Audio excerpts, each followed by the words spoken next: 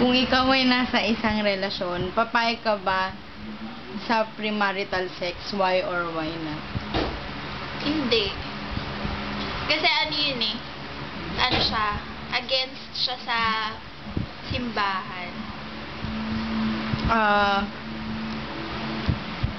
Sa tingin mo, kailangan ba i-allow yung premarital sex sa bansa natin? Why or why not? Depende. Kasi parang, ano eh, depende na sa tao yun eh, kung gagawin nila. Siyempre, hindi naman lahat ng tao, kasi ang may batas lang about dyan is yung Catholic Church, diba? Sila lang yung may malakas na batas against dyan sa premarital sex. Eh, hindi naman lahat ng nakatira sa Pilipinas, sa bansa natin, lahat Catholic, diba? May ibang religion naman. So, depende sa kanila. Eh, importante ba yung sex sa isang relasyon? Why or why not? Yung sex? Hindi. Bakit? Kasi, actually, kung premarital sex, syempre hindi. Kasi, di ba, ano naman yung ihihintay mo ng hanggang makasal kayo, di ba? Hindi. Kung ikaw ay nasa isang relasyon, papayag ka ba sa premarital sex? Why or why not? Hindi. Kasi, pag ginawa nyo yun, yung deed na yun, feeling mo ba yung guy na pagbibigyan mo ng virginity mo, eh, yun na yung makakasama mo forever? Di ba hindi? So, sayang naman kung sa kanya lang, sa walang kwentang lalaki lang na yung binigay mo yung virginity mo. Chal. Okay. Next question. Papayag ka ba na i-allow yung premarital sex sa bansa natin? Why or why not? Payag man o hindi, wala naman tayo magagawa kasi kahit hindi yun allowed sa country natin, marami naman gumagawa, di ba? So, yun. Importante ba ang sex sa isang relasyon? Why or why not? Hindi. Kasi, yung sex, extension na lang yan ng relationship. Kung di nyo kayang i-manage yung relationship nyo kung di nyo kayang i-manage yung relationship nyo without sex, hindi yun true love. Okay, thank you. Important in a relationship? Siyempre! Umaga is the icing in the cake, parang spice. Pero, siyempre, it works more sa married. Kasi, yun nga, its primary function is for conception of a child. Eh, di ba yung child, mas nakapag-bond sila sa mag-asawa. So, para sa akin, yes. As in, yes. Thank you. If you are in a relationship, would you engage in premarital sex? No. Why? Kasi, mawawala na ng saya yung relationship. Kasi parang pagka hanap-hanapin nyo na yun pagka nasimulan na. Kaya, hindi. Do you think premarital sex should be allowed in our country? Hindi din, kasi magiging wild na yung mga tao dito. Is sex important in a relationship? Hindi din, kasi parang yun na lang yung babasehan ng mga lalaki kung bakit sila nakipagrelasyon, yung sex, kaya ganun. Okay, thank you. Ikaw ay nasa isang relationship, papayag ka ba sa premarital sex? Why or why not? Hindi. Hindi dahil sa against ako doon. Pero kasi siguro pinalaki ako sa environment na hindi open sa ganong thing. Kaya hindi ako against. Second, papayag ka ba na i-allow yung premarital sex sa bansa natin? Why or why not? Siguro papayag, parang yes. Kasi parang yung PMS kasi diba parang urge siya. Hindi naman siya yung parang mafe-feel mo lang siya. Although kaya mong pigilan, pero feeling ko kasi pag pinigilan yung tao na gawin yun, parang mas lalong magiging curious, lalo na yung mga kabataan, parang mag-engage sa ganong thing.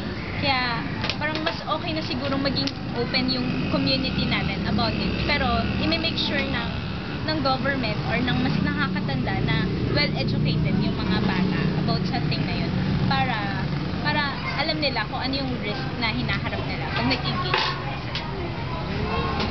Number 3, importante ba yung sex sa isang relationship? Why or why not?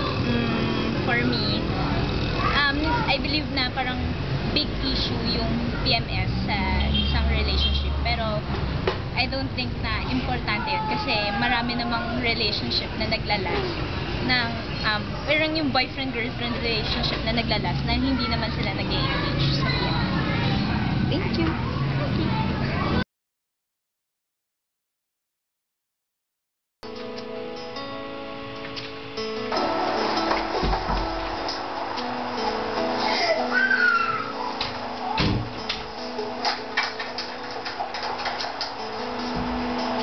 Hello? Anna? Guess what?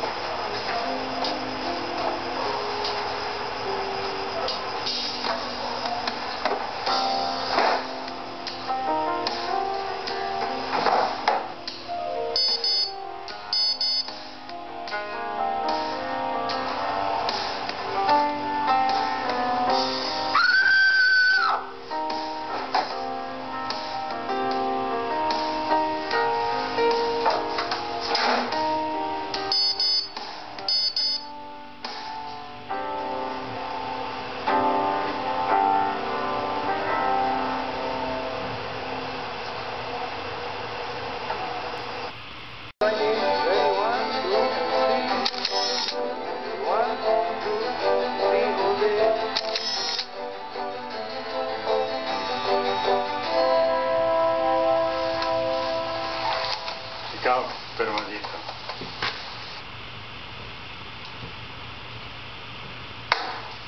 Kasal na kayo.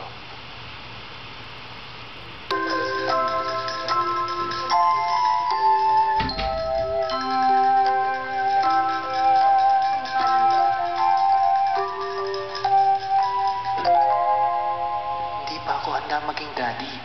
Oh, inumin mo lang daw to, tanggal na yan. Tapos ang problema.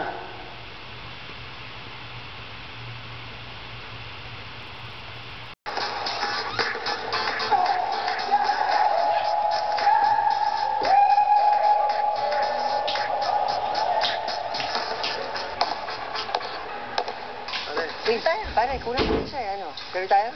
Pwede ka? Pare, sorry, next time. Sige, Pwede. fine. Next time, ingat, ingat. Ingat, enjoy.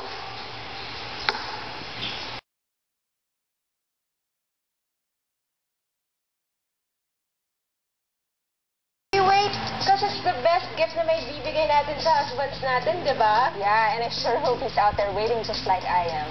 Because God gives second chances and I don't want to blow it again this time.